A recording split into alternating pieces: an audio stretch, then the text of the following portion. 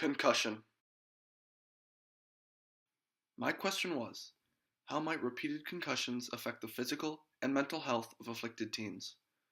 I chose the topic of concussions for my question because many teenagers participate in physical activity, and a large majority of that activity is credited to sports. Although younger kids also get to play sports, the teenage years are when things begin to get more physical, as well as teenagers being introduced to collision sports like football and rugby. I feel it's important for everyone to know the risks, symptoms, and prevention methods of concussions, because if we ignore them, there can be serious and sometimes even fatal consequences. In this example, the egg is the brain, and the shell is like the cerebral fluid. It protects its insides, somewhat like cerebral fluid protects the brain. Now, the Tupperware is the skull. The brain, or the egg, is cushioned and protected from minor impacts and movements. However, a sudden acceleration or stop of the skull can cause serious and sometimes even fatal damage.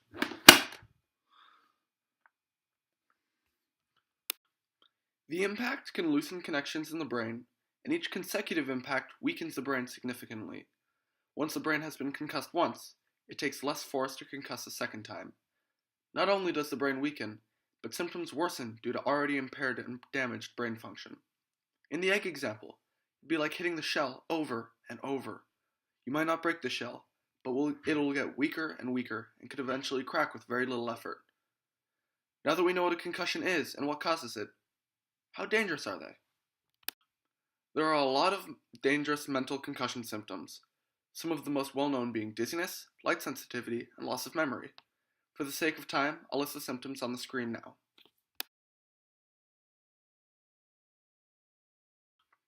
There are also several physical concussion symptoms, including weakness and sensory loss.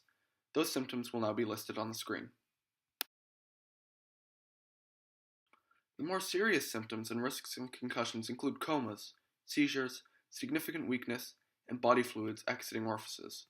Although these symptoms are rare, they can happen on the first occurrence, and the risk of them only increases the more brain damage is accumulated.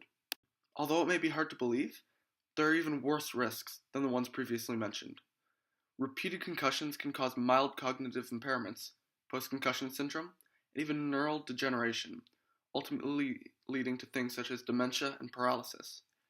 When a concussion is sustained before a previous concussion has subsided, there is a risk of second impact syndrome occurring, which causes the brain to rapidly swell. Second impact syndrome is fatal. Rowan Stringer was a high school rugby player from Ottawa who ignored the symptoms of her concussion. She died of SIS by becoming concussed in a rugby game only days after receiving a prior concussion. A study was done over 13 years where scientists tracked concussions in high school and college football players. Over the course of this study, there were 94 catastrophic injuries, including internal bleeding and edema. 71% of these severe injuries were found in players who had had previous concussions, and 39% of those players had been playing before their other symptoms had even subsided. It's important for people to understand how common and how dangerous concussions can be, and Rowan Stringer's death should be a wake-up call to all of us. Yet many still ignore the symptoms of concussions. The most important thing to know about concussions is how to prevent them. One main help could be ensuring that you have the proper equipment, that it fits, and that it is up to date. Exercising and stretching your neck is also important, as it helps protect and control your head in contact. However, nothing is better than ensuring everyone, especially you, is following proper rules and techniques put in place to ensure everybody's safety.